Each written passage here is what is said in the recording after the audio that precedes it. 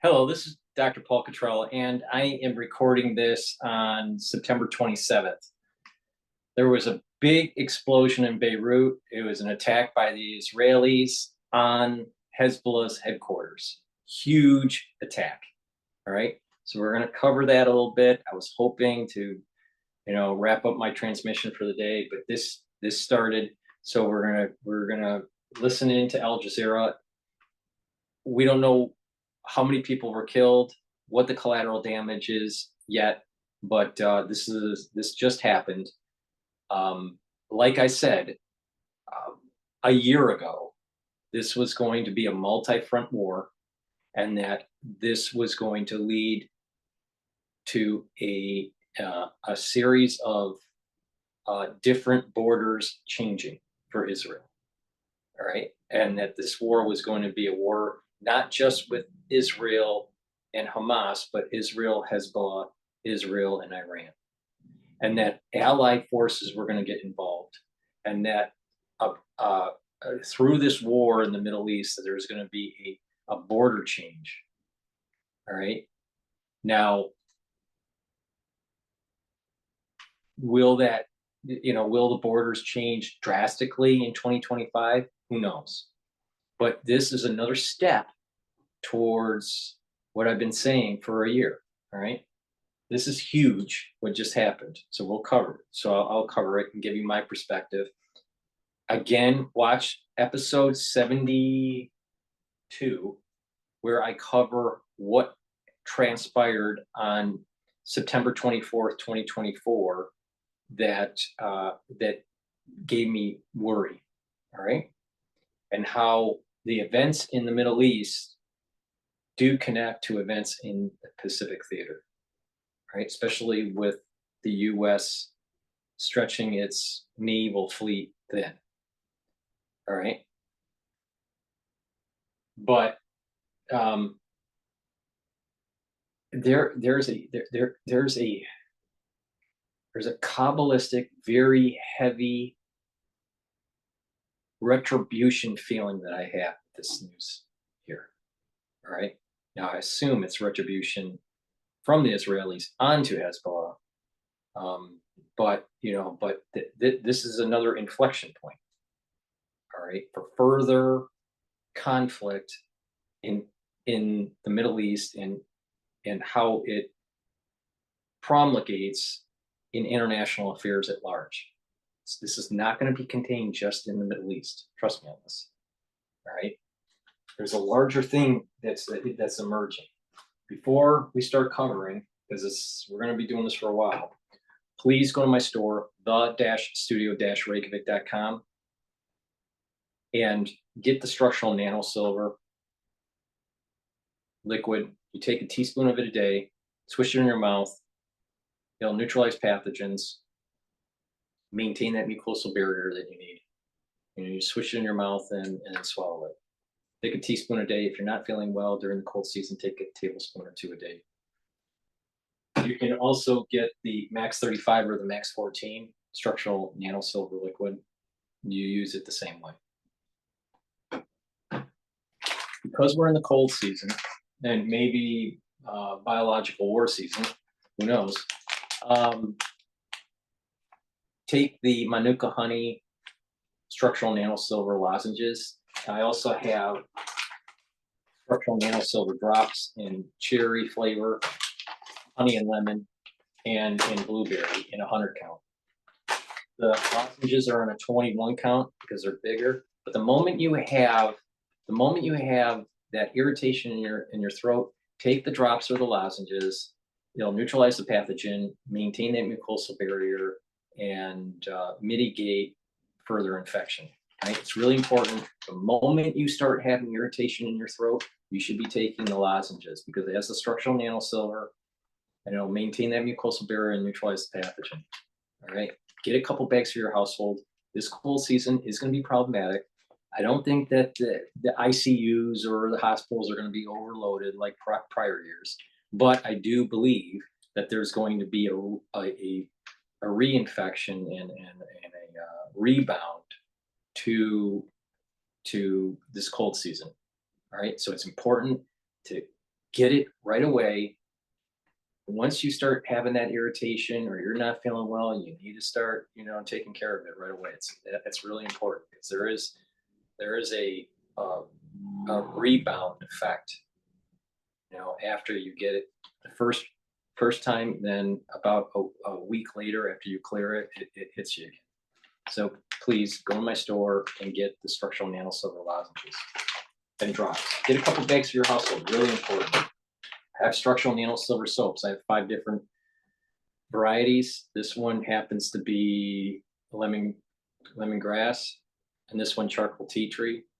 And get a couple bars. It's way better than Dove, and it's structural nano silver. It'll neutralize pathogens. It's a high quality soap. Structural nano silver toothpaste, really important. Whitens your teeth, freshens your breath, improves the gum line, reduces inflammation, and neutralizes pathogens. With good oral hygiene, you're going to have better cardiovascular health. It'll reduce inflammation and reduce valvular disease. Because if you get bacteria into your bloodstream, you may get calcium buildup and irritation on the valve, and over time, your valves will start to be diseased. So it's really important to have good oral hygiene. Please go to my store, the-studio-reykjavik.com. Get a couple tubes of this toothpaste. It's a very high quality toothpaste.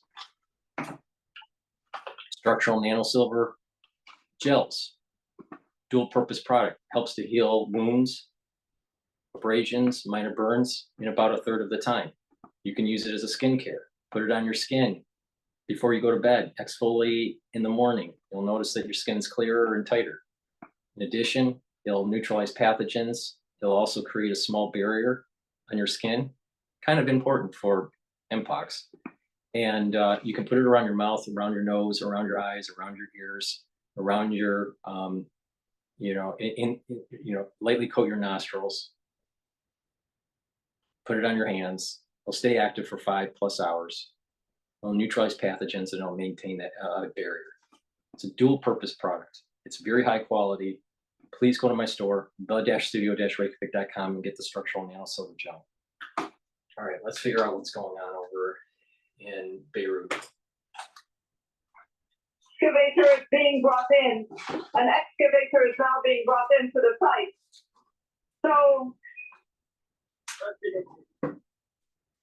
yes, I'm sorry. I don't know if you can still hear me. Yes, I But can. they're bringing in excavators.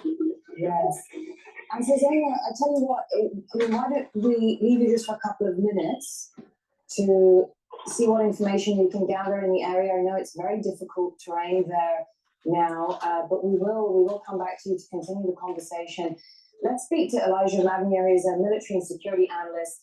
He joins us from Brussels. He's been following this story very closely. I'm not sure if you had a chance to listen to what Zena was telling us. She is there at the site of this attack. But, Elijah, Israeli officials have spoken very openly in the past about their approach in Dahia, that they would make no distinction between civilian and military infrastructure. And is that something that needs to be taken into consideration here, that these attacks against civilian infrastructure is perhaps very much part of the strategy? It's not an unintended effect.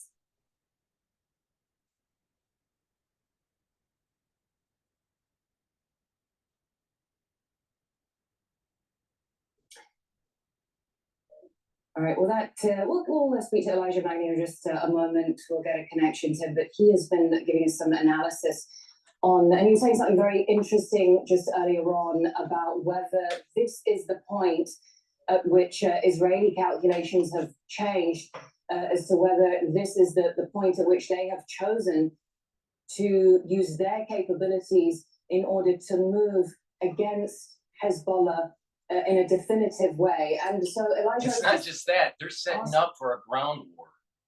They're killing their command and control. They're going to move in. They're going to destroy Hezbollah, and there's going to be land that's taken. I'm telling you, there's a larger situation that is biblical that's arising, and all these things that are happening around the world with pathogens and earthquakes and hurricanes and super volcanoes and tsunamis and military accidents and all this. There's a larger thing that's happening over a multiple year arc, and we're living through where people that don't get their house in order, if people don't wake up, they are going to be cursed. You're either getting on the side of Jacob or you're getting on the side of Esau, negative Esau, because Esau splits. I already explained this in a previous video. Esau's soul root splits into a negative and positive. And the positive one aligns itself with Jacob and Ishmael, while the negative one gets killed off. What side do you want? Pick a side and fight. So the resistance is part of the population, and there is more support to the population. Nevertheless, the same style of the Israeli remain as it is. And the Israelis were very cautious, even if they have hit in the past few weeks commanders of Hezbollah in residential areas, starting with Fuad and killing 8 civilians, wounding 85, and bringing the whole building on the ground. It means that they are trying to hide behind the accuse of collateral damage, which Hezbollah, to a certain point, accepted because it has tens of thousands of civilians on the roads. They were all internally displaced and not wanting to open a wider door. In another sign that of Armageddon, the grandmother from Downton Abbey died today. Maggie Smith. The Israelis. But what happened today is, for the Israelis, business as usual. They consider it is their right to kill even civilians to a certain number, depending on the high value of the target they want to assassinate. They can kill up to 100 civilians, and that is tolerated in the Israeli army doctrine because they are unaccountable and they don't have morale in the ground and no laws for the war. So this attack in particular was not very timely for the Israelis because it did not reach the objective to assassinate Sayyid Nasrallah. So the news of the assassination of such a leader can cover up all the civilians that are killed, or even the attack on such a residential area that with this density in the middle of the Dahi that is inhabited by more or less 1 million people, regardless of those who have been internally displaced. So the intention to kill civilians is very obviously there. And I think this is when Israel will start adopting this doctrine from now on, because they open it up with 4 to 6 buildings completely on the ground, and they will not pull back from now on, because it's something that they have initiated in this war. They've done that in the south and in the Bekaa Valley against the homes of Hezbollah with their entire family, but they did not go to target a massive civilian area as they have done in 2006. I think this is the beginning of a very long war and a large killing, because there are many people in many areas. They know the area where the supporters of Hezbollah are, and normally they are living in a very densely concentrated area, and this is where they're going to go and target them, because now there are no more rules in this war. Elijah, it'd be good to talk to you a bit more, actually. Thank you very much for now for sharing your insight with us. Elijah Magnia, security and military analyst, joining us from Brussels. Let's now get the latest from our White House correspondent, Kimberly Halkett. She joins us from Washington. Kimberly, how is the Biden administration likely to react in light of the fact that Benjamin Netanyahu only just in the past few hours rejected any possibility of there being a 21-day ceasefire previously proposed by Washington, and now this massive series of attacks in Beirut? Well, the White House has not yet officially reacted, but one can speculate that this is only going to add to the already strained relations between the Biden administration and Israel. It is now the latest flashpoint in an already difficult relationship, given the fact that the White House, as you mentioned, had just already been optimistic that this was going to be a turning point in terms of the possibility of their proposal for peace, in terms of the ceasefire proposal of 21 days for further negotiations for something that could be more lasting and permanent, to allow for at least a de-escalation on Israel's northern border with Lebanon, so that they could also even start to consider the stalled process with regard to Israel's war on Gaza. Of course, that's something that's been in the works for 10 months and seems to be going nowhere. So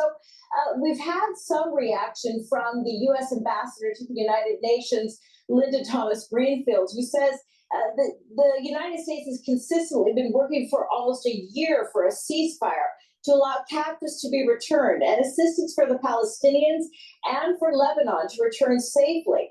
We also know that the U.S. President Joe Biden, who is not at the White House as we speak, but in fact is attending a private event up in Scranton, Pennsylvania, that is his hometown where he grew up, he has been briefed on the situation in Lebanon and is certainly abreast of it and is continuing to get developments. We presume we will hear more from the White House or from the National Security Council in the coming hours. But again, the fact that the Biden administration had been hopeful, had been working very diligently on the sidelines of the UN General Assembly all week with teams of diplomats from the United States working with their counterparts from Israel, trying to de-escalate, trying to avert a broader Middle East conflict, now to only see this kind of thrown in their face with another escalation from Israel is certainly not going to sit well.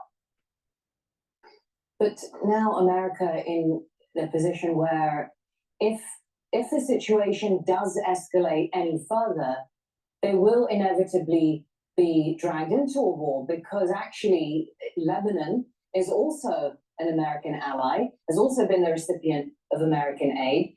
But at the same time, Washington has made it. You know what it is? You know what the fucking problem with Al Jazeera and most of the mainstream media is? They have industrial amnesia.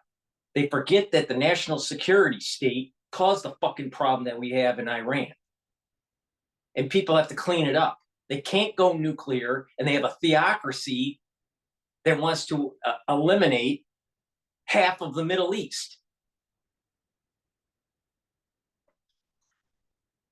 And because we kept on kicking the can down the road because we don't want to get the job done, we're at the point that we're at right now. So stop having industrial amnesia and kill off the enemy.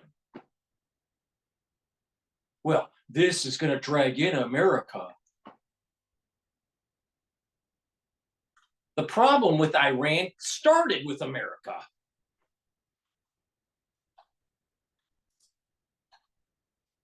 There's annually in military aid to Israel that comes from the American taxpayer. Whether or not the American taxpayer agrees with that is another thing. And in fact, we've seen that very much. You know what? The average American taxpayer is a fucking idiot.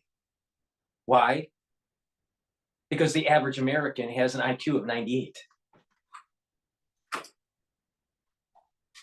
To Israel. And so this is going to leave the Biden administration in a particularly delicate position, given the fact that the Vice President, Kamala Harris, is now at the top of the ticket for the Democratic Party, Joe Biden's party, as the U.S. election is now imminent. It is less than...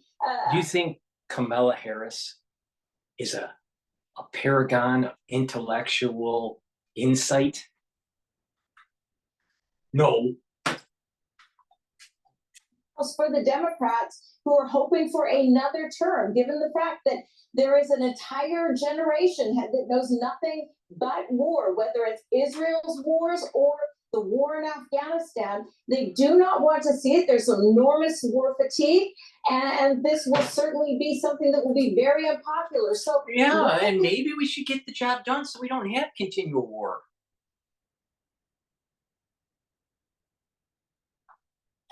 Get the job done. Ordinary Americans, and very quickly, I should say one more thing.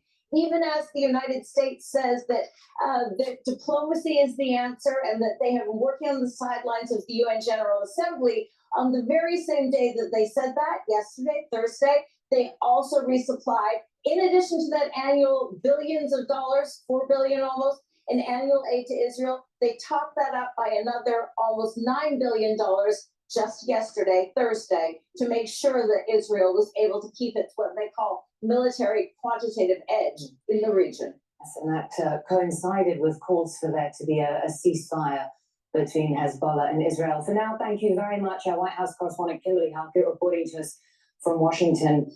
Well, Al Jazeera senior political analyst Marwan Bashari joins me now from London. And Marwan, is Israel looking for the pretext to launch a ground invasion? They're not looking for a pretext. They're not looking for a pretext. They're developing the conditions on the ground for a ground war, a ground invasion. We continue to do more of the same, and the key word here is more of the same. What they've done in Gaza, they're doing in Lebanon, and we said after Gaza, Lebanon, and clearly they are acting with total impunity, and clearly they don't care for the reactions or implications. No. Here's the problem. Here's the problem. Here's the problem. Hezbollah, Hamas, and Iran's theocracy, the Ayatollah, that whole theocratical apparatus is a cancer to the world. And someone has to go in and get the cancer out. Hence, you could say that the bombardment that has gone on for about a couple of weeks could have been seen in addition to the rigging and detonating of thousands of communication devices, could be seen as a prelude to a land invasion. I mean, this is usually, of course it is. For the military, the land invasion is to attack what they consider to be command and bases. What they consider rocket launches and so on and so forth. But it was just taking the past week into account, Marwan, there is clearly no comparison between Hezbollah's capabilities. Thousands of its members have been injured recently. The leadership ranks have suffered a pretty high death toll as well. So there's no comparison between them and the military supremacy of Israel. And yet, when we reflect on how Hezbollah came into existence, what's happening is that we're seeing in real time the actual extinction of Hezbollah. Watch. Over time, we're going to see the extinction of it because people were willing to get the job done. Yes, absolutely. What Israel is dealing with nowadays in terms of Hamas and Hezbollah is the fruit of its own occupations, invasions, and offensive wars in the region. Hamas came to the existence after 20 years of occupations of the West Bank and Gaza and East Jerusalem, and a major crackdown and oppression, especially in Gaza, that eventually led to the rise of Hamas, especially with the first Intifada. The same thing for Hezbollah, that came to become what it is today, an organization, armed and so on and so forth, after the 1982 invasion of Lebanon. And it continued to grow with the Israeli occupation of South Lebanon that went on for 18 years. So there is no doubt that Israel has been in confrontation with the fruits of its own actions in past decades. And that's why when we analyze a situation like today and we see the horrors that unravel in Gaza and Lebanon, we say, wait a minute, but hasn't anyone learned any lessons? Because this will also be the prelude, this will also be the roots to something else. And that's what we've seen in the region now for, 75 years, or even a century, since the Zionist movement. Where this is going is a larger Israel, going to biblical borders. And it means the building of the Temple Mount. That's where this is going. I'm not in control of it. You're not in control of it. It's not something that we can control. It's just going to happen. Now, there's going to be death and destruction, but it's going to happen. This each and every time we speak, Mariam. And that's the fact that it's also becoming a bit of a repetition, a bit of boring, sickening, tiring, listening to the Americans deny everything, right? We don't know, we're gathering information. Oh my God, what happened in Lebanon? We wanted a ceasefire. That kind of a game, right? That kind of a insulting the intelligence of everyone. What about the fucking game that they did with capturing 150 or 200 hostages and bringing them into Gaza, trying to slow down the attack effort by the IDF and to try to, use them as pawns? That's a game. You know what? It's just the two sides need to just battle it out, and whoever wins, wins. But I have a feeling that the Israelis will win. Use human sheets and all that kind of crap that they continue to repeat as nonstop, and the American officials repeating after that. So we cannot disconnect the two, right? So Israel continues to act with impunity. It goes from bad to worse, from one law to another law, and it continues to kill. It's drunk on power, drunk on impunity, drunk on violence, drunk on terror, and drunk and addict to American arms, finance, diplomatic shield, and so on and so forth. It's feeding into each other. Okay, Marwan, do hang around. We would like to speak to you a bit more. For now, Marwan Bashara in London. I want to bring in Zaina Khodr because she is actually in Dahia, in Beirut, at the scene of the attack. What have you been seeing, Zaina? Mariam, we have just left Dahir, that's Beirut southern suburbs, because we were not able to go live. We were told by security on the ground to leave the area. As you can imagine, the situation was tense, to say the least. We are talking about a massive attack. Multiple explosions, loud explosions that were heard across the Lebanese capital. When we reached the site of the attack, we saw smoke still billowing from what really was an area, total devastation. About 6 to 7 residential buildings are believed to have been leveled to the ground because of these strikes.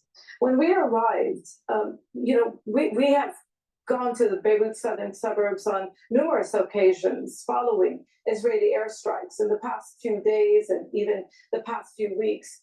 They were targeted assassinations, not as big as this one. I have never seen an attack like this in Lebanon, and I have been covering this country for many, many years, and I have not heard such a loud explosion, and I have been to many areas where there have been explosions. There was shock on the ground. Even the security, Hezbollah security, who deploy in the area after an attack like this, were in shock. They were not just shocked, they were angry. CNN just published something as we're recording this. U.S. charges 3 Iranian hackers and imposes sanctions for allegedly targeting Trump campaign. What is it? He said, I want you to tell them that we are people, that we want to live. We do not want to die, that we have a belief and we have a cause. I saw dead children. This is what he told me. And, for a man who is a member of an organization which has fought numerous conflicts and wars with Israel, it was very shocking for me to see this. He wanted me, any journalist, to relate to the world that they were people and that people are dying. I can't tell you, in the past 2 weeks, we entered a new phase in this. What it is Hezbollah. What they did was Hamas and Hezbollah bit off more than they could chew when they attacked Israel on October 7th. Now they're getting their ass kicked. And Israel's going to go in and get the job done and destroy Hezbollah and knock out Iran. That's where this is going. And he's starting to have second thoughts because they're losing on the battlefield. So what it is they're playing to emotional fallacy, and you'll have these liberal journalists that'll try to get people on the side of the terrorists. You know, the reality of the situation is, if you want peace in the world that's long lasting, you better get out the cancer. And then they're going, well, we're people too. Why didn't you think about that when October 7th happened? Why didn't you think about that and be a part of a group of dignitaries to have larger peace with Israel, the United Emirates, Saudi Arabia, Jordan, Egypt? No, you didn't want that. You actually wanted to deep six that peace agreement. And now Hezbollah just got seriously bombed. Well, you know what? Maybe they deserved it. That's the cold hard facts. Now you're going to have a group of people saying, well, Israel's just taking the land from the Palestinians. Well, why don't you give up your house to the American Indian then? Because that's the same logic. The reality of the situation is countries are established by war. And the ones that win get the spoils. It's really simple. Explosions. They belong to members of Hezbollah, whether those working for the civil institutions of the group or the military institutions of the group. But I can tell you that day, people were blowing up in the streets, falling down on the floor, bleeding on the ground. Children were watching this. Children were seeing this across the capital. So this is a very traumatic experience also for a population who really felt that, okay. Yeah, well, maybe the Lebanese should have made sure that Hezbollah wasn't established in their country, just like how the Palestinians should have made sure that Hamas wasn't established in their country. Too late. Too late.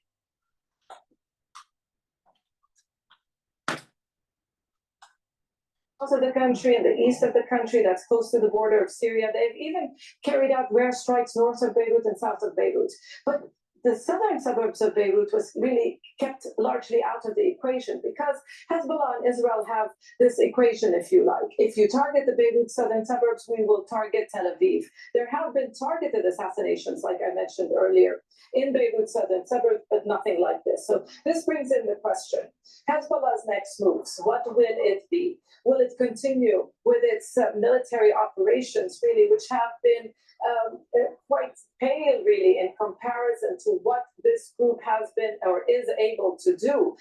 It has sent out messages that it has long-range missiles ready to hit areas deep inside Israel.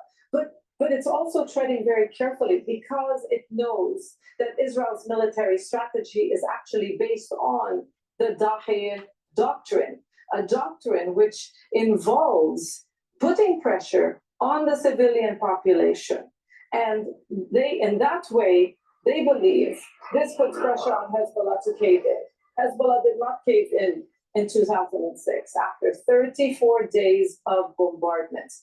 Now, this time around, some people may argue that Hezbollah has suffered quite a number of setbacks, whether it was from the pager and walkie-talkie explosions, these assassinations of its top commanders. Members of its jihadi council have been killed in recent days and recent weeks. This is maybe Hezbollah, and these were military commanders. Maybe Hamas and Hezbollah are getting their ass kicked in because they attacked Israel on Simchas Torah. Maybe. But again, Israel's at fault too, because the society's fractured between the conservative and the ultra-liberal. Before we go back to what she has to say, please go to my store, the-studio-reykjavik.com, and get these very high-quality deodorants. I have it in peppermint, lavender, and tea tree. I also have it in citrus.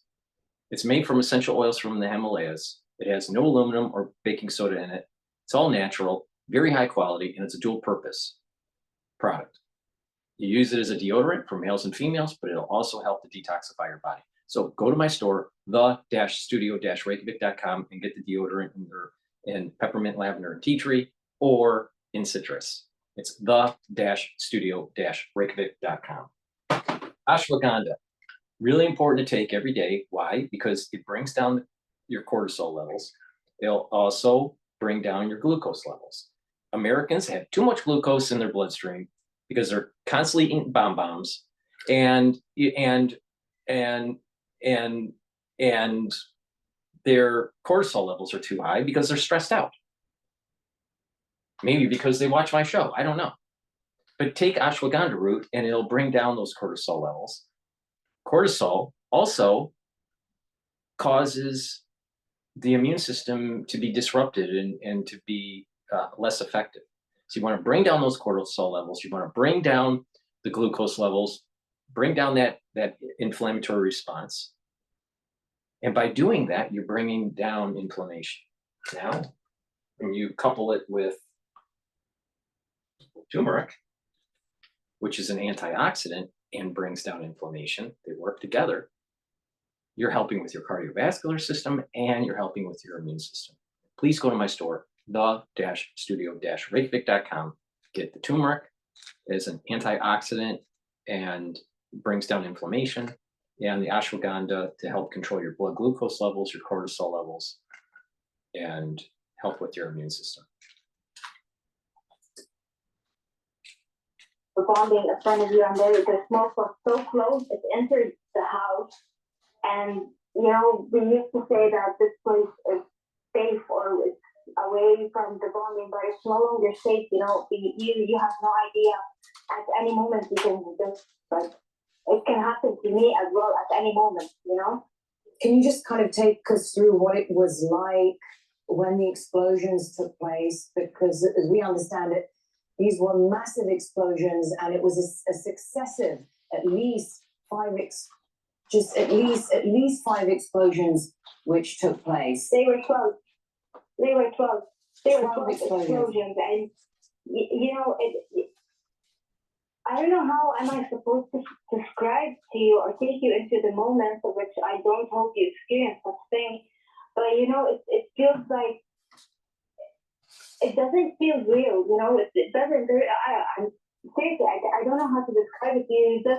We just hear something is exploding and the house is shaking and there were smoke everywhere, you know.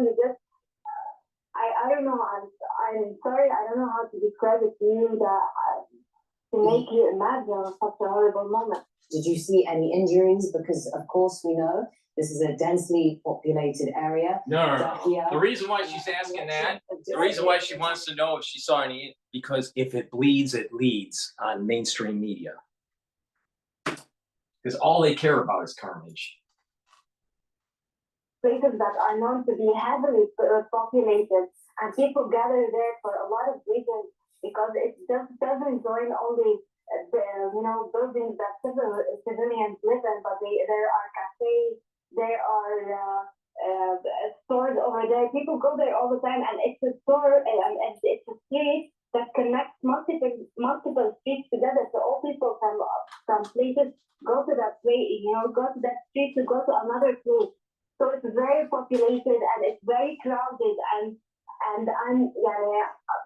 God help the people that are under the rubble right now. But I can't imagine the horrific scene that's happening right now. And I don't go there, or I ran away from there because I was scared from another bombing that could happen. Because you never know what could happen. Marwan Bashar is Al Jazeera senior political analyst. He joins me now from London. And so, Marwan, we have seen tonight alone a very significant escalation in Beirut. In terms of the options facing Israel, I mean, these bombing attacks could continue. I mean, the other thing I guess it could do is to become this kind of indefinite occupying force in more Lebanese territory. But it's not clear. That's exactly what's going to happen. Because guess what? Biblical territory involves Lebanon.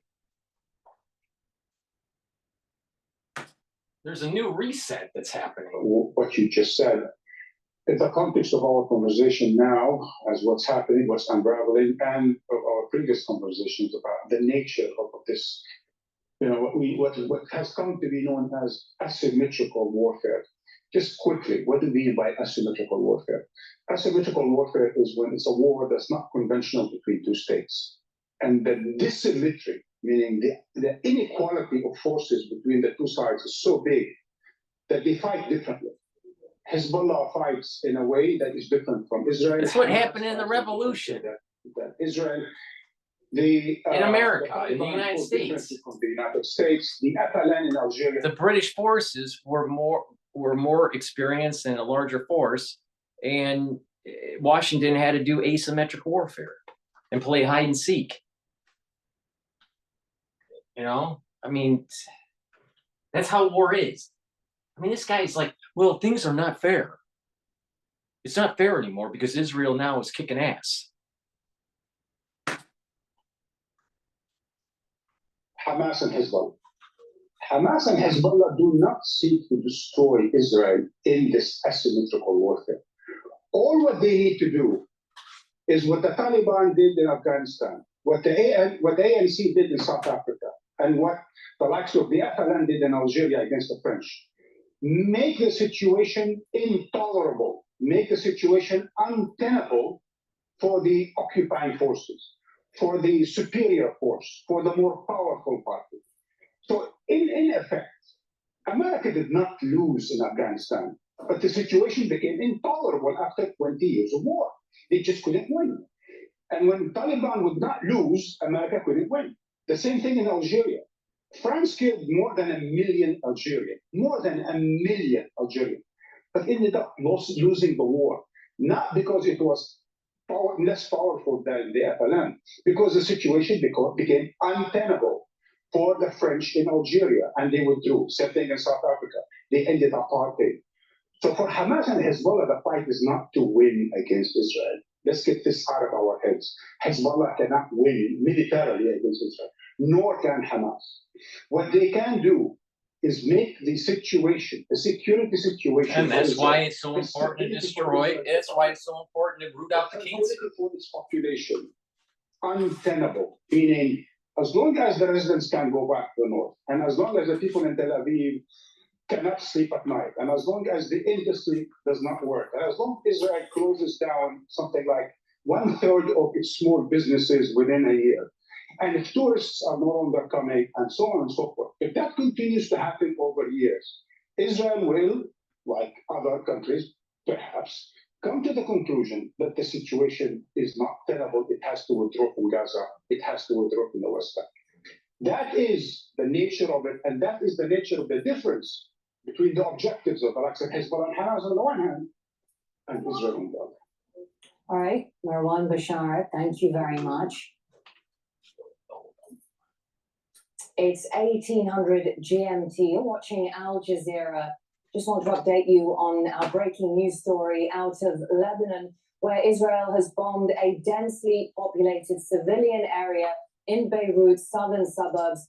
Israel released a statement. Please go to my store, the-studio-reykjavik.com, and get the olive leaf extract. This is a dual purpose product. It boosts up your immune system and your cardiovascular system. How? Olive leaf extract can bring down LDL levels, increase your HDL levels, so it's improving your cardiovascular health by improving your lipid profile. In addition, it can bring down inflammation. By bringing down inflammation, that helps with the immune system and it helps with your cardiovascular system.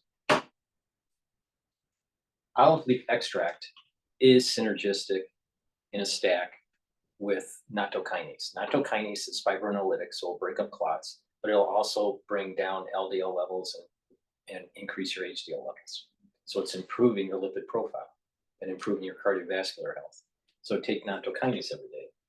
And omega-3 is synergistic with olive leaf extract and nattokinase. All right. Omega-3 works by improving your lipid profile, lowering LDL levels and raising HDL levels. That way you don't have to take statins because you're controlling your total cholesterol. In addition, omega-3 keeps red blood cells from sticking, so it reduces the chances of clotting. If you have a clotting problem, especially after 2020 crisis. All right, so if you don't want to get on statins, I highly recommend you to be taking omega-3, olive leaf extract, and nattokinase. There's a lot of chaos, as you can imagine, at the scene. Our own Zainab Khodr was there a short while ago, and she described how people are dealing with this shock of what's just happened. One man told her that they've seen bodies of children being taken by ambulance crews away from the scene. Things are very, very tense in the Lebanese capital. I can tell you that. There's a lot of shops around us that have closed early. Many people are heading home. They are worried about what could come next. There is a lot of fear about who could have been the target of this attack. Of course, many are speculating that this kind of an attack on a civilian area in the capital, Beirut, would have had to be a very high target within Hezbollah for Israel to carry out this kind of a heavy... Well, we'll find out who it is soon. To basically justify them having this kind of high death toll. Expect, of course, as populated neighborhood, many civilians, nearly 700 civilians live in that area. And I've spoken to many of residents from Dahya who have decided to leave this neighborhood since last Friday when Israel began what it says were targeted assassination of high-ranking Hezbollah members. Of course, they claim that Hezbollah is using underground bunkers to hold their meetings, and it's where their command headquarters is based without providing any evidence. And the civilians are the ones that are caught in the crossfire. And their people are very angry. They're very scared about the events that have been unfolding in their country over the past week. The government says that they are now they have passed a state of crisis, a catastrophe. Hundreds of thousands of people have been displaced since Israel began its Her transmission is a little bit bad. Another thing that you need to think about is that Israel is viewing this, the High Holy Days are coming, starts on October 2nd. That's when Rosh Hashanah happens. And, well, if you are forceful against your enemy, maybe they'll be a little quiet during the High Holy Days between Rosh Hashanah and Yom Kippur. Now remember, Hezbollah warned Israel of retribution and judgment in a letter recently, which kind of hints at maybe an attack during Yom Kippur. Oh, by the way, 51 years ago, there was a Yom Kippur war. So maybe Israel is going, think twice, Iran. And I think this is the reason why Netanyahu said something similar at the UN Assembly yesterday. Was it yesterday or today? But I think it was yesterday. But I wouldn't be surprised that Israel is flexing muscle and saying and giving a warning shot to Iran. Well, there's no word yet. There's no statement yet on other people within the hierarchy, within the structure, within the command of Hezbollah. And of course, this is once again one of the biggest strikes that Hezbollah has had over the past few weeks. And given the fact the Israelis are trying to dismantle the command structure and command chain in the party and the organization, this just gives another indication how much Israel is trying its best to hit even in residential areas. It's not taking into consideration that people might be killed, especially that a place like the southern suburb is full of people. It's a residential area, and it's taking this as a pretext to strike with tons of explosives. And is there any more information, Ali, about and why this particular building was targeted? I know that you've just said that Sayyid Hashim Safiuddin is safe, who is a senior member, head of the Executive Council. he is safe. Also, we know that Sayyid Hassan Nasrallah, the leader of Hezbollah, is also safe. But when they carry out attacks like this, I guess what they would argue is that there are bunkers that go very deep underground. And this was a huge attack, I think 20, 30 meters deep craters in the ground. And so what might they be trying to achieve from doing this? They're trying to destroy their headquarters, honey. And get real. Well, the fact is that over the past weeks, we've been seeing several attacks, similar attacks, but this is the biggest. Just erasing a whole block in a neighborhood or in a suburb gives an indication how much the Israeli military and also in their back the Israeli leadership are desperate to achieve something on the ground. But the fact is that there's something different here with Hezbollah. It has a different structure, it has a different body. Even with the killing of several of its commanders, it was still able to act and initiate sometimes, especially when we saw the attack on the surroundings of Haifa, close to Tel Aviv, trying to hit the Mossad headquarters. So all these attacks, all these steps, even within, under such a pressure, and even with the killing of several of its commanders, the group proved to be able to adapt to the situation. Okay, thank you very much. Ali Hashim reporting to us from Tyre in southern Lebanon.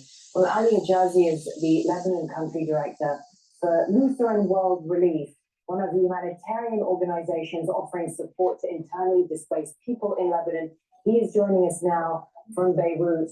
And over the past week, we have been speaking about hundreds of thousands of people who have been displaced, people who are moving very often from the southern parts of Lebanon towards northern Lebanon, but they don't always have anywhere to go. It's not clear if the Lebanese government has the resources to provide them with shelter and everything they need. What can you tell us about this mass displacement crisis in Lebanon right now? Well, let's not, you know what? Let's stop whining about, let's stop whining about them not having provisions for, for the civilians. Why did they spend so much money on rocketry to send over to Tel Aviv? Why didn't they invest in their country for their people to be productive and prosperous instead of building rockets? Now, Americans need to wake up. More than 200,000 IDPs as of today, and the number is expected to grow and skyrocket. I believe people, Mariam, were not ready. They were not given enough time. They had children and women. They had few minutes to take the ride in the car and move in a journey of 12 hours just to cross tens of kilometers towards Beirut and North Lebanon. So this is really catastrophic. We've seen women, we've seen children waiting in the car, looking for a place to go. They did not have money, they did not have enough resources, food, water. So everything is needed from the world to support this crisis. And this is what LWR is doing now on the ground. I think the Lebanese authorities have spoken about opening more than 200 shelters across the country, with the majority of them being public schools. But this is probably only a fraction of what is needed to meet people's needs. Exactly. Actually, the Lebanese government did like a plan. There is an emergency unit, and they're opening shelters. But the major problem is that the number of internally displaced people is huge. We are talking about over 200,000, and I believe this number would easily reach 500,000. So the number of shelters is not enough, and the shelters they opened are not equipped. We have a lack of electricity, of water, of really basic services that are needed for the internally displaced people to at least live with dignity. But all what they were looking for was their safety and to flee the war and atrocity of bombs and raids. What are the implications of what you have just said? Help us understand how the company would help us understand how the country would cope with a scenario in which you have 500,000 people displaced. Presumably, there are people who would end up, this would affect neighboring countries in the region, because they would probably want to try and leave the country if no area feels safe.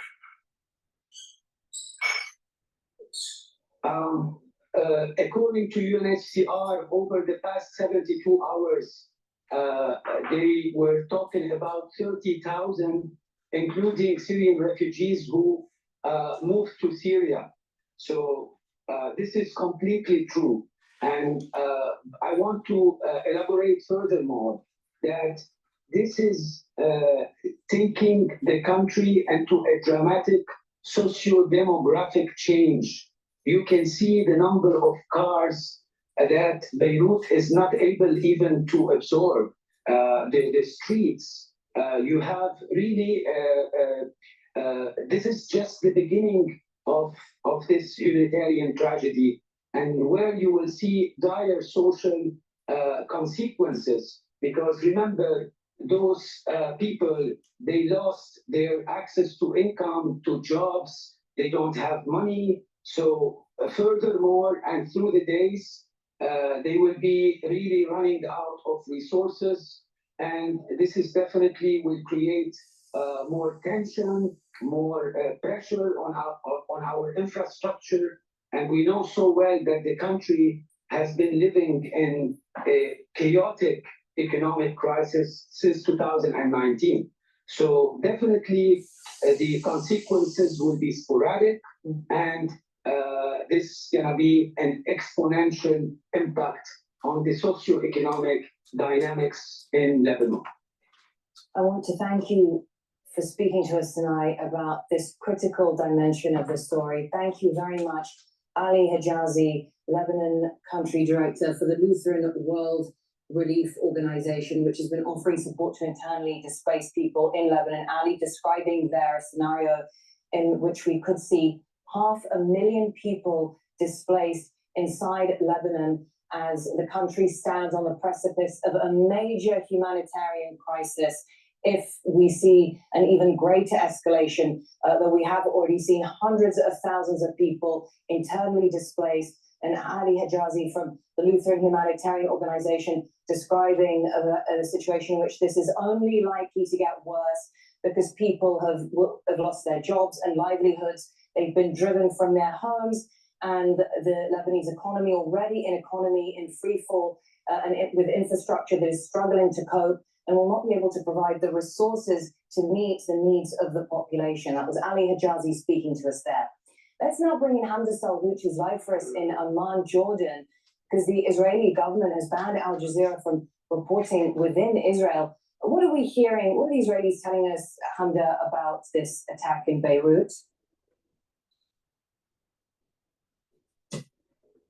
Well, lots of developments over the last couple of hours, but first, the Israeli military announcing that this was a targeted and precise strike in the suburb of Dahya, which is just south of Beirut, saying that it was targeting a Hezbollah command center, a headquarters for the Lebanese group. But they did not mention who the target, of course, of that airstrike was, but there is a lot of speculation.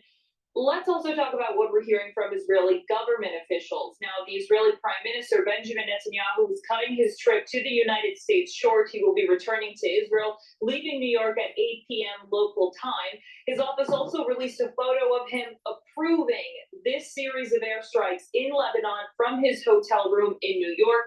And officials speaking anonymously to Israeli media have said that he received the plans for the airstrikes before he had even left to New York. Now, the Israeli Defense Minister, Yoav Gallant, his office releasing a statement and photo of him observing the airstrikes, along with the Army Chief of Staff and other security and defense officials from the Kiryat, that's Israel's defense headquarters in Tel Aviv.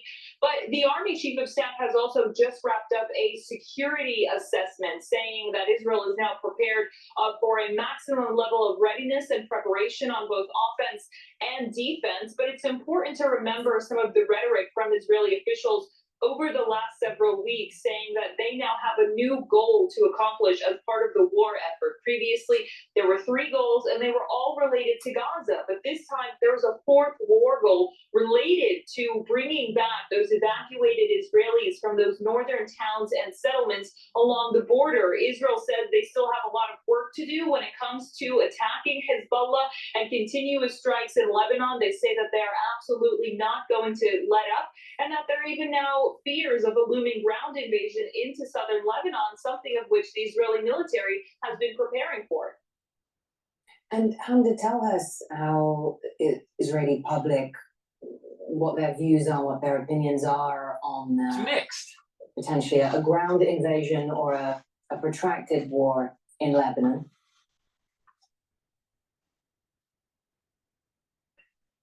Well, the Israeli military says they've been making preparations across the board and that they have a lot of military maneuvers and types of mechanisms that Hezbollah hasn't yet seen, but that they are prepared to use. Now, when it comes to the Israeli public, in fact, these attacks in Lebanon are quite popular among the Israeli public, especially those who live in northern Israel, who have not been able to go back to those areas near the border since they were evacuated by the government on October the 8th. There's actually somewhat of a joy among Israeli society now that Israel has decided to deal with the problem on its northern border. It's quite popular across the board, even with members of Israel's opposition within the government who are against Netanyahu. Some of his political rivals have spoken out against him throughout the entirety of this war, but said that they supported the army operations in Lebanon because there needed to be a restoration of the balance of power along Israel's northern border. Now, how long this conflict will last, will it go into a full-scale war? Of course, these are all things that are up in the air. Israel has said that they didn't want a full-scale war, but that they are prepared to fight one, while at the same time saying that the time for a diplomatic settlement with Hezbollah is no longer, that had expired quite a long time ago. So among Israeli society, this is quite popular, especially among those who live in the north, among the Israeli government. There is some mixed reactions of support. There are some who say that they are happy Benjamin Netanyahu has taken this kind of course of action. And then there are members of the far right of Netanyahu's government who say he's not being tough enough, that there should be this ground invasion into southern Lebanon, that there should be an occupation of Lebanese territory. So there are a lot of views, but there is overall support for the Israeli military actions in Lebanon. Okay, thank you. Hamda Salhout reporting to us from Amman in Jordan. Let's head over to... Before I go back to Al Jazeera, please go to my store, the-studio-reykjavik.com, and get the probiotic. I have it in veggie cap form and also in powdered form. I usually take the powdered form. It has a scooper. You just mix it with your food. I mix it with hummus in the afternoon. You can mix it with water. Either way, take the veggie cap form or the powdered form. But it's really important to improve your gut health by taking a good probiotic. It improves your metabolism. It improves the absorption of nutrients. And it also improves mental acuity and mood. So people sometimes get depression because they have a bad gut.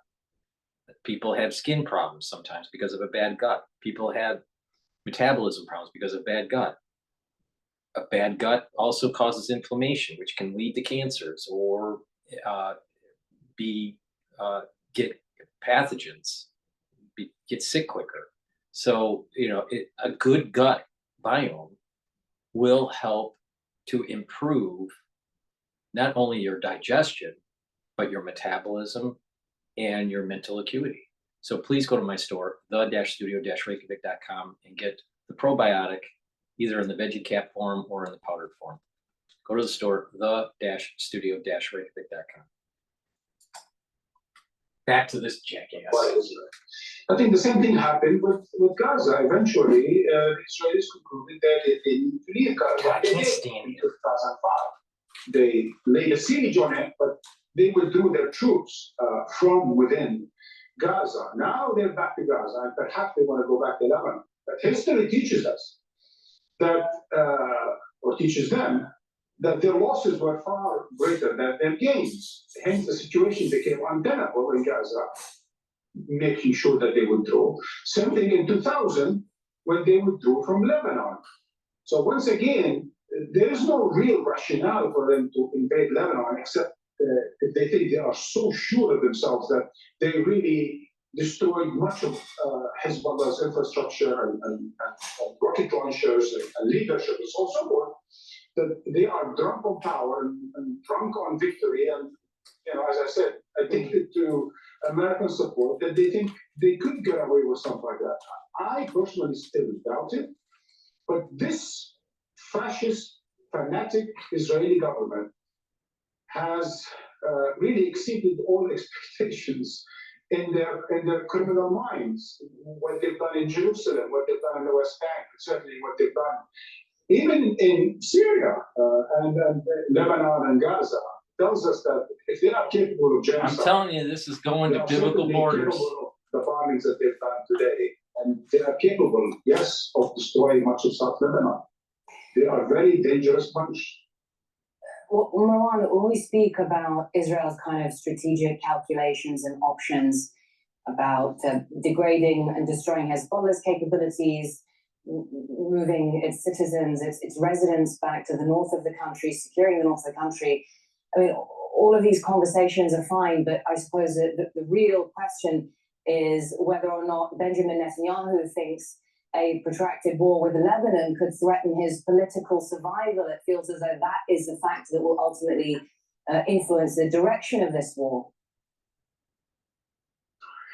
That's kind of interesting again to look at that important question in historical perspective. After the 1979 Camp David agreement between Israel and Egypt, Israel felt powerful and supreme. It was able to bring the strongest Arab country to the negotiating table and made sure it's sort of neutralized. And so when 82 came, they invaded Lebanon, right? And they thought that they were so powerful. This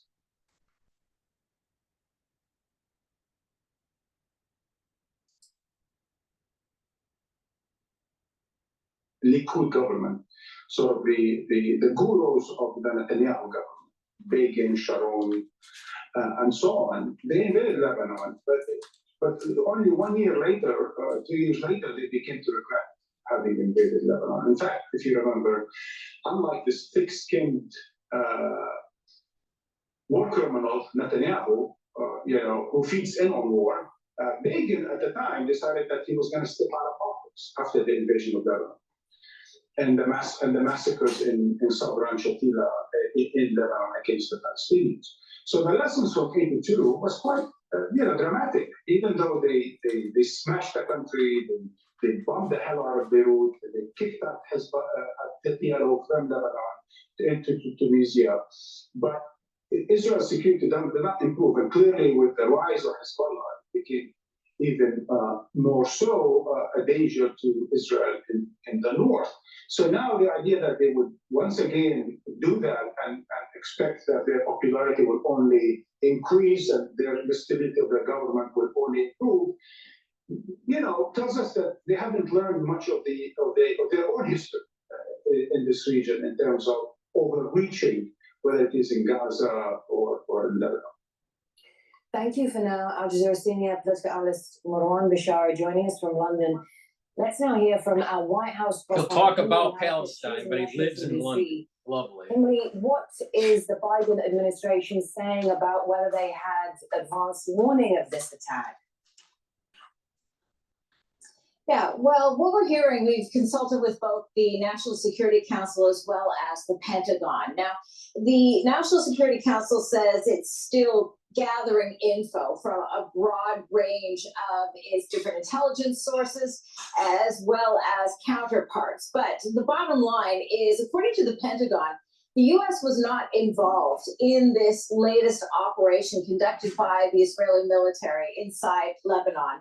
What it says is it also had no advanced knowledge of the operation. However, what we do know is that the Secretary of Defense, Lloyd Austin, was on the telephone with the Israeli Defense Minister, Yoav Gallant, while the operation was underway. Now, what details were shared about the extent, whether there will be further developments that are similar in nature, we do not know. All we know is that the United States was informed of the operation as it was ongoing. Now, what the Pentagon spokesperson Sabrina Singh is telling Al Jazeera is that the United States maintains, in the midst of all of this, that it still believes that diplomacy is the way out of this escalation, an escalation that we have seen ramping up day after day for more than a week now. What the goal of the United States is to avoid wider regional Middle East conflict. So what we're hearing is that the engagements that we've seen all week at the United Nations General Assembly between Israel, between the United States and its allies, is going to continue. What has been going on all week that resulted in that proposal for a 21-day ceasefire that was put forward in that joint statement between the United States, France, EU, as well as 6 other nations, that was flatly rejected by the Israeli Prime Minister in advance of his address at the UN General Assembly that took place on Friday today, as well as also when it was, I apologize that my phone is going off, as well as the fact that it was also in advance of these strikes. So again, as the United States says that it is continuing to push for diplomacy, it is also working with a government that is, and its ally, that is flat out refusing diplomacy and rejecting the very proposals that the United States is offering as the means to end this escalation. I guess the thing is that with the faltering ceasefire No, negotiations. you know, the thing is, a over Gaza- ceasefire allows for Hezbollah and Hamas to regroup and do this again, and it'll only get bloodier, and there'll be more people that get killed that are military or even civilians on both sides. So it's better to get the job done now. I've been saying this for a long time. Get the job done now, because it's going to be worse later, especially with unconventional warfare. Please go to my store, the-studio-reykjavik.com, and get the lignans. Lignans are very important to boost up your immune system and your hormonal health. This is for males and females. It's really important to boost up your immune system and support your endocrine system. Why? Because we're bombarded by chemicals, chemtrails, bad water, bad food, all right? And it affects our immune system. On top of the aftershock from the 2020 crisis. Take my advice, take lignans. It's a powder. You mix it with your food or with water. Take it every day. It'll help to boost up your immune system. How? It's an antioxidant and it brings down inflammation. Synergistic with the other antioxidants and anti-inflammatory supplements.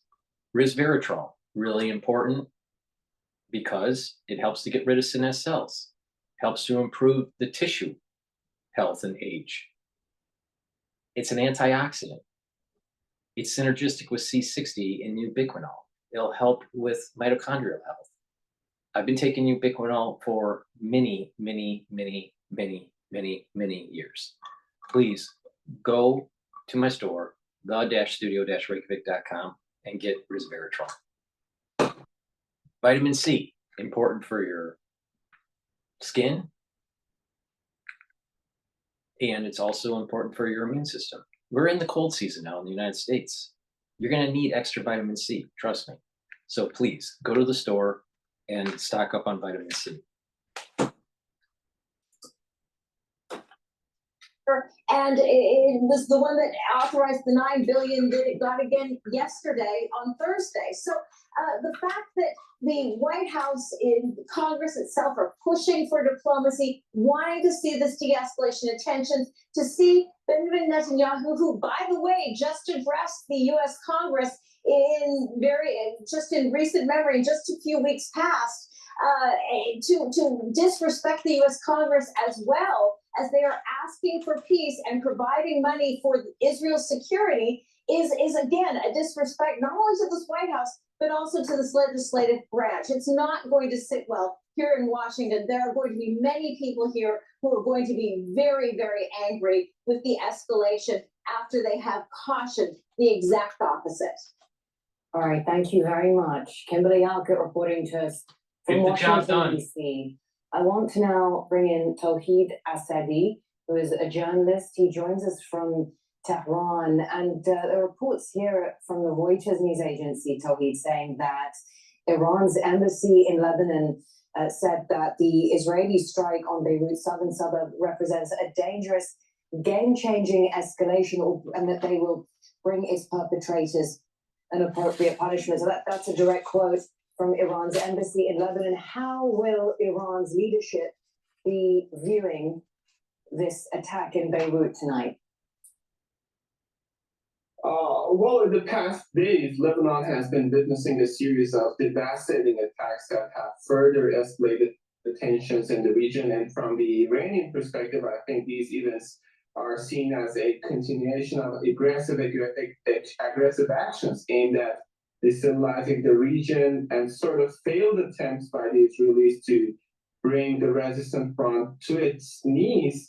But the truth is that the situation is further complicated. And speaking of what happened today, either we consider it as a failed. You know what's amazing with Al Jazeera? They can't find any pro-Israel perspective and put it on their channel. All right. I mean, none. I mean, there's such a large network. Don't you think that they could find some people that are pro-Israeli perspective? I mean, put on Alan Dershowitz, for crying out loud. We have chemtrails all over the place. We have lots of toxins in our water and in our food, and you need to detox it by your body. Take zeolite. It's a negatively charged molecule. You put a few drops underneath your tongue and drink it with filtered water.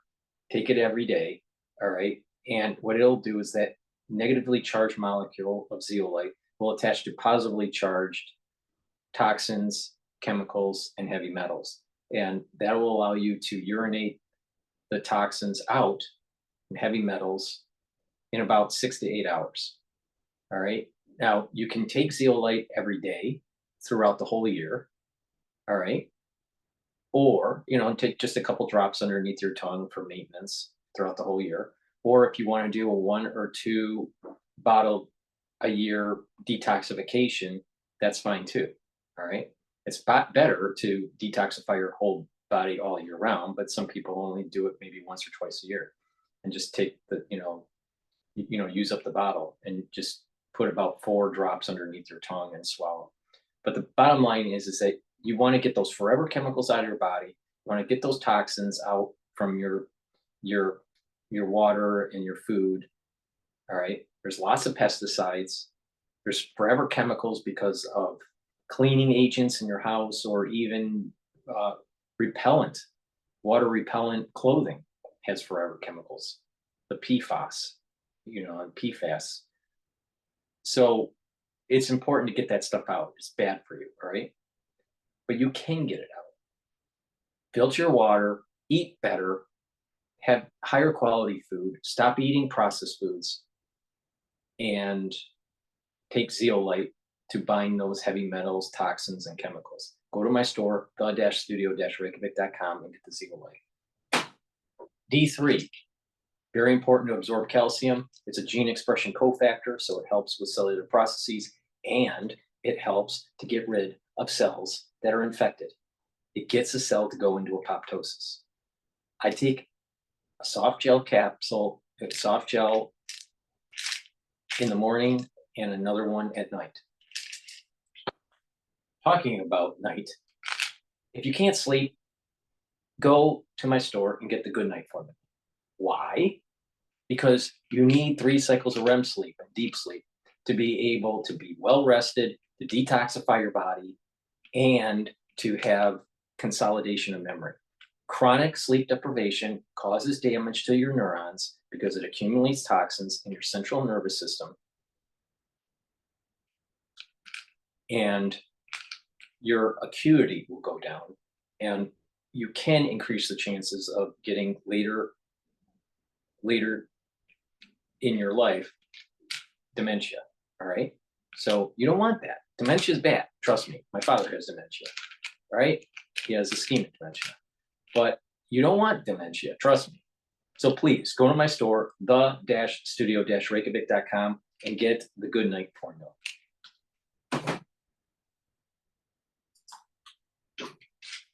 They gain away and they don't want to spill the beans.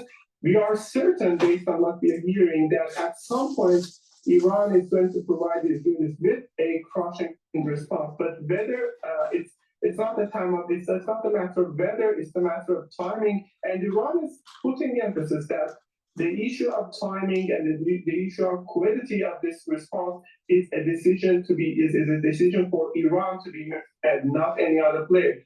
Just briefly speaking, what we are hearing is on the basis of this statement, Iran does not want to play in the playground dictated to it by West or Israelis. That's what we're hearing these days. Okay, thank you very much, Tawhid Asadi, for joining us from Tehran with the perspective from there. Ali Rizk is a security and political affairs analyst. He is still in Beirut and with us now.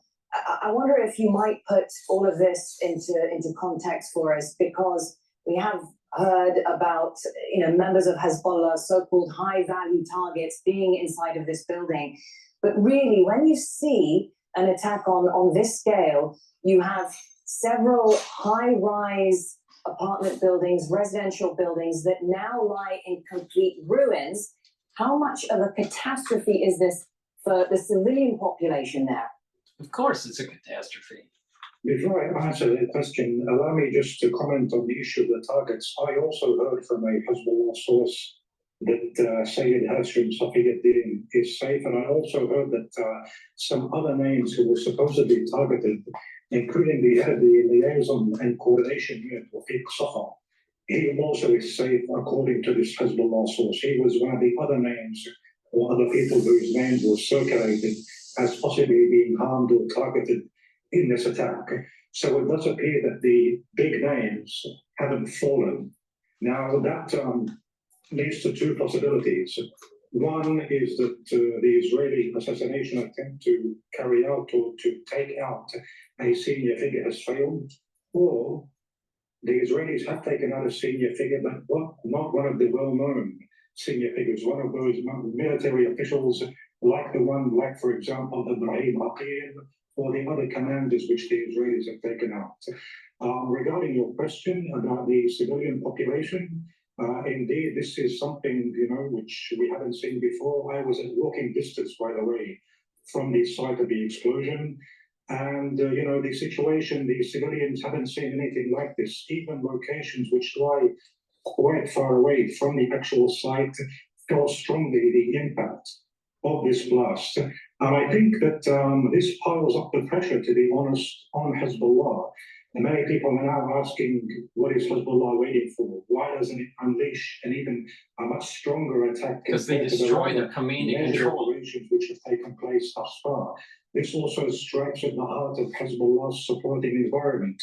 So there are many, many additional pressures, I think, which makes Hezbollah face a rather unique challenge.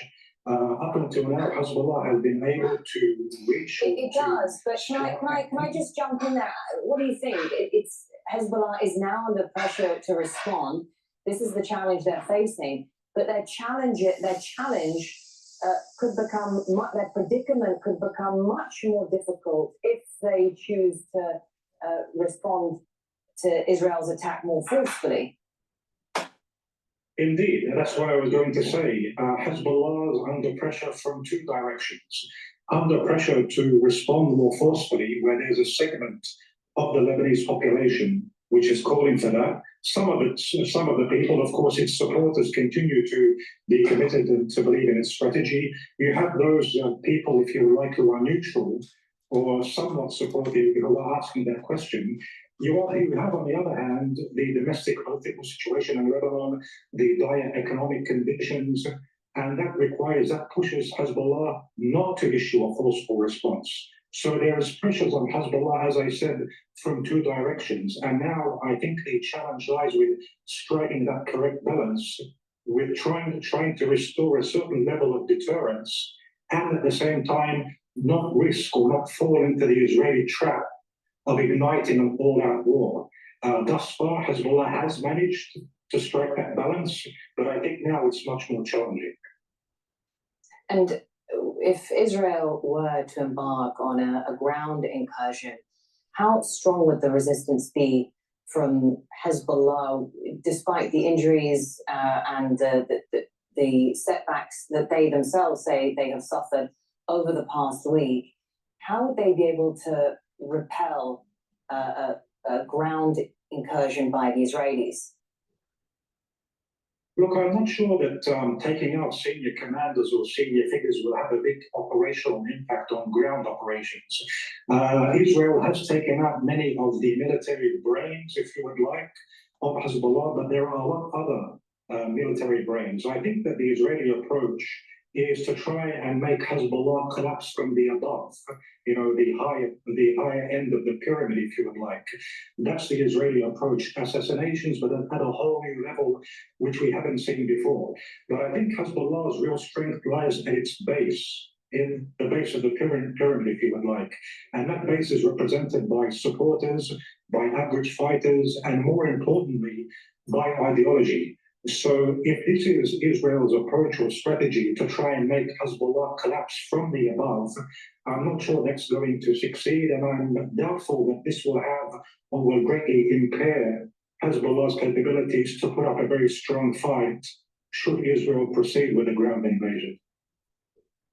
Okay, Ali Rustan, thank you very much for speaking to us, for sharing your thoughts on these developments here. And actually, we do still have with us Al Jazeera senior political analyst Marwan Bashara. And Marwan, is there perhaps more caution, more hesitancy inside Israel in... Please go to my store, the-studio-reykjavik.com, and take NAD+.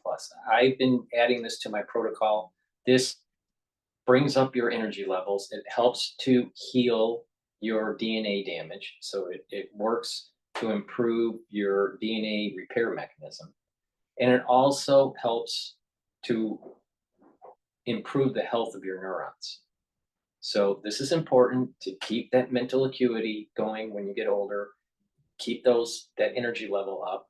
It's synergistic with ubiquinol and NAC and C60, and it helps to repair DNA damage. Please go to my store and take the NAD+. This is important to add. This is an important feature, especially the repair mechanism for the DNA. Now, ubiquinol.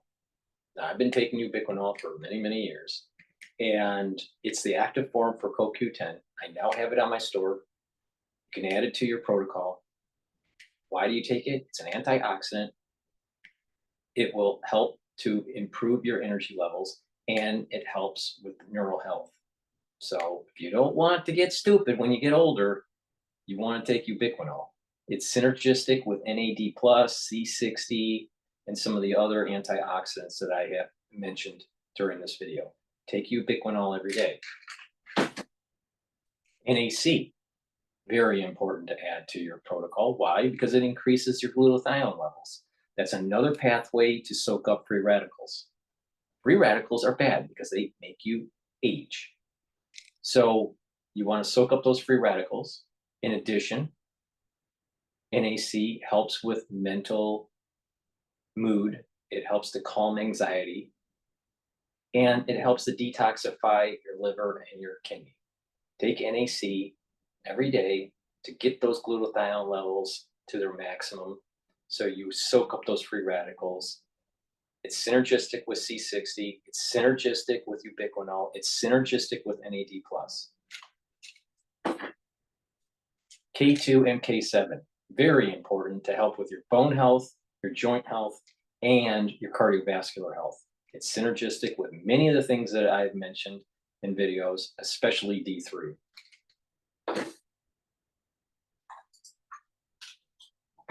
Worn down, they're tired. I don't know, that we get these headlines and images of troops being deployed to the north, but there could be real readiness problems there that we're not aware of, because obviously that's not information that they would disclose. But if this will be a critical decision about whether or not they choose to go into the south, because they will be up against some very tough, hardened fighters. Well, let's start with your assumption, which I think the Israelis disagree with. That's not how Israel is seeing the balance sheet of 1 year of war in Gaza. Now, of course, it depends on our assumptions. Are they the declared objectives, meaning diminishing Hamas, bringing back the captives, or is it something else? To my mind, the Israeli rationale is, and has been, to destroy Gaza. And they did destroy Gaza. So even if Hamas, is left intact, or some of it, and even if there are a number of Hamas fighters and supporters still deployed or hiding in tunnels and still holding onto a number of captives, Hamas's capacity is nothing like what it was 12 months ago. It's completely diminished. There's absolutely no doubt about that. And Gaza is destroyed. So even if Hamas somehow manages to come back and rule over Gaza, somehow, by miracle, it's going to spend the next 2 decades trying to just heal the wounds and build the minimum needed infrastructure in the Gaza Strip. In a circumstance that we don't know what is going to be exactly, because Israel is going to maintain the siege over Gaza. So I'm not sure if any reconstruction will happen. Let's remember, Mariam, and I think our viewers around the world have been witnessing this for a year now, where the hospitals destroyed and the schools destroyed and the water infrastructure destroyed and the electric infrastructure destroyed in universities and so on and so forth. Gaza has been really bombed back to the Stone Age in some form or another. Marwan, So can I ask you actually something, just as you make this point? Can I ask you, because I was just speaking to a member of the Lutheran Humanitarian Organization in Lebanon, who said that the country stands at the precipice of a major humanitarian catastrophe with up to 500,000 people who could be displaced, not after having been driven from their homes. There's no, where's the proof of that? I mean, that's just a number he threw out. Where's the proof? 500,000 refugees. Really? I mean, where's the reference of that? He was just being interviewed and he just guessed. That's exactly what they have threatened with. Remember, Defense Minister, let's call him Offense Minister Galant, and Foreign Minister Katz, and a whole bunch of other people in Israel threatening to turn Lebanon into another Gaza. I mean, that's exactly what they've been threatening for weeks, not even months. That's exactly. Yeah, but Hezbollah kept on shooting rockets. Maybe Hezbollah should stop. Maybe Hezbollah should stop making the rockets. This is the rockets, flying over. This is the problem with what Israel is doing. It's using its utmost capacity. No, what it is with this clown is that Hezbollah is okay, but everything that Israel does is bad. And use that dissymetry of forces in order to exact so much suffering, such a high cost on the Lebanese people as it did on the Gazans, in order for them to back down. Now, Gaza is a different situation because it's been under occupation forever. Lebanon has been relatively a free country. Yes, it's been under threat. Yes, it's been divided. Yes, it's gone through civil wars. Yes, it's gone through invasion. But relatively speaking, Lebanese people they have their own issues, but they've been a sovereign free country, unlike Gaza that has been under occupation. So their capacity for patience and for suffering is not necessarily the same like Gaza. So what they're saying is, wait a minute, and here I totally agree with them, with the Lebanese people who are objecting to the ongoing situation. They're saying, why is the burden on the Lebanese people alone? Where the hell are the 300, 400 million Arabs? Why should Lebanon pay the price for the imbalance of power with Israel? Where is Syria? Where is Iraq? Where is Egypt? Where is the Arab world? Why should Lebanon? This is the point I'm making. You have people like him that are trying to recruit. This is exactly what I'm talking about. How Israel's borders are going to grow. They're going to try to recruit other Arab nations to help Lebanon. All right. And what that's going to do is it's going to cause a more larger regional conflict. And that's going to get chaotic. And Israel eventually wins. How, I don't know exactly. But those borders are going to go back to the however the war ends, those borders that are biblical borders go to Israel. Israel somehow, some way will probably, my guess is that Israel will have more land and then negotiate away some of the land that they obtained during the war and go to the actual biblical boundaries. All right. That's my gut feeling. But him trying to recruit those other nations, that means that Egypt's going to lose the Sinai Peninsula. If Jordan comes in, Jordan is going to lose east of the river. The West Bank will be completely Israel's. The Golan Heights, completely Israel's. Certain areas of Lebanon will go to Israel. Same thing with Syria. So be careful what you ask for, dude. That's exactly what I was saying was going to happen back in October of last year. That it was going to, there was going to be an emergent property through this multiple front war that will bring a larger conflict, and Israel will win. It's not going to be easy, but the biblical boundaries are going to be established again. The raise of a complete block alongside with other buildings around it. This is huge. This is big. Of course, Dahi to many is somewhere where all people coming from villages, really from towns. Additional information at this moment in time.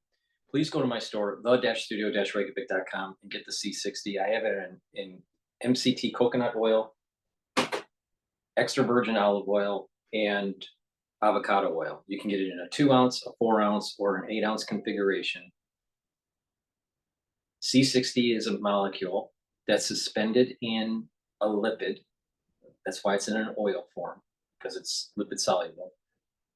And you take a teaspoon of it a day. It'll soak up those free radicals. And the whole idea, because it's very potent, the whole idea is to take it every day and take it on an empty stomach for better absorption. If you work out, take it before your workout, and it'll soak up those free radicals during your workout, and you'll recover quicker.